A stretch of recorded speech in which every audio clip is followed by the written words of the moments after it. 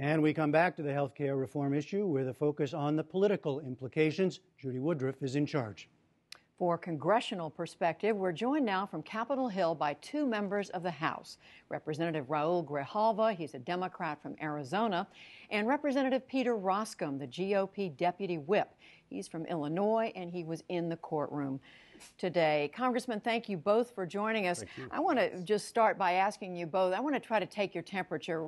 Representative Grijalva, how are you and your allies feeling after 3 days of these arguments before the court? Are you feeling as if the law is going to be upheld and it's going to go your way? Yeah, I think the sense of optimism is always difficult to gauge, but I think we have history on our side.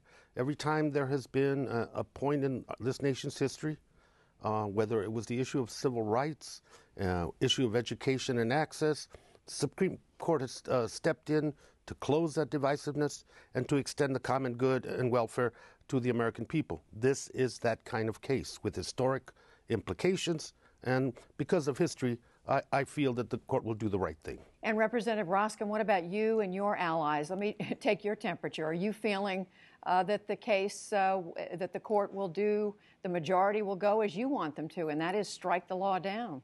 I'm feeling like most Americans are. According to the New York Times, only 1 in 4 Americans thinks that the court should leave this law intact. And I think most folks, the more they've found out, they've been disappointed in it, and they want to see it repealed and replaced. So I was at the hearing this morning that was focused in on the severability issue, and based on the nature of the questions, and I know it's dangerous to speculate and to overinterpret, but based on the nature of the questions, I would be surprised if the law comes through with the unblemished imprimatur of the United States Supreme Court. Well, staying with you, Congressman Roskam, practical consequences. If the court rules that the individual mandate is unconstitutional and either much or all of this law falls, what happens? Well, then Congress has the opportunity to revisit it, and I would argue to do that in a more thoughtful way. One of the criticisms of the passage of the bill originally was it didn't get the type of vetting that would have been helpful to create a consensus to drive forth with two major themes. And this is where I think President Obama missed an opportunity, and that is to focus in on cost reduction, dealing with pre-existing conditions in a patient-centered way. So if the court strikes down the entire bill, we generally have a national consensus that says we need to revisit this and put these themes in place, and I think that we can do it, but we can do it in a way that doesn't have an adverse impact on doctor-patient relationship and doesn't have an adverse impact on cost, which you've just seen, even according to the Congressional Budget Office, is accelerating at a rate at which they didn't actually contemplate. And Representative Grijalva, let me put that question to you. If what the court decides is to say that the individual mandate is unconstitutional and they knock down either much or all of the law, as much as we've been hearing the last few days, what do you think the practical consequences would be? The practical consequences that we're still dealing with the reality. 45 million people uninsured. This law would take us to 30 million that would receive insurance by 2014. Pre-existing conditions as a denial point for insurance is prohibited under this law. Kids under 26 still being able to be carried by their parents and their insurance. Community ratings so that insurance companies tell the community why their premiums are going up. The 80-20 rule that 80% of the money that insurance companies get must go to patient health care. And then I think the most important thing is beginning to strike a balance. You know, this whole law was about a compromise. The individual mandate is a Heritage Foundation idea promoted by Romney and Newt Gingrich.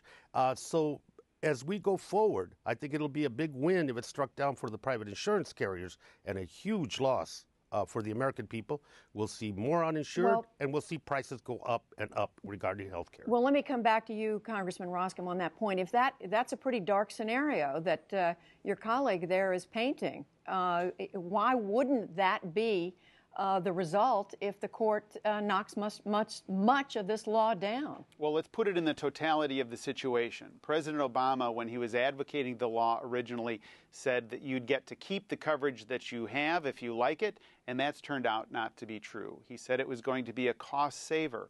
That's turned out not to be true. I have constituent companies and small businesses in my district, Judy, that have said that they are unwilling to expand their business and hire new full-time people based on the adverse impact of the cost of this new health care law. So I think where Raul and I would be able to come together is to say, look, there's nobody that wants to defend the status quo. That is, you can focus in on things that drive costs down, which makes healthcare more affordable, and you can focus in on funding high-risk pools that deal with pre-existing conditions. And I think that there's a very thoughtful way to move forward. It's my hope that, go ahead. I was just going to say, I want to ask you about that because Justice Kennedy even referred to that today. He referred to the ability of Congress to come together if the court decides to knock much of this down. He said reworking health care, if they did that, would fall to, quote, the real Congress or a hypothetical Congress. In other words, raising questions about whether Congress can come together on health care, on questions of health care. Look, it's incumbent upon us to drive towards a solution that I think deals with two core themes. That is, getting health care costs so that they're manageable and predictable in a positive way, and dealing with the cumulative social cost of dealing with pre-existing conditions. I think that we can do this, and I'm absolutely convinced we can. Congressman Grijalva, let me just turn, frankly, to a purely political perspective. What happens if the court knocks much of this law aside or down? What does the Democratic Party do? What does it mean for President Obama? I think what the Democratic Party does in Congress is if it's struck down, is to pursue the agenda that we started with: affordability, access to health care for the millions and millions of Americans that don't have any insurance or coverage. And with that comes the attention of the American people on Congress to see what we craft. And I would beg to say that the fundamental differences will be about access, coverage, and cost controls. They continue to be preeminent in this whole debate.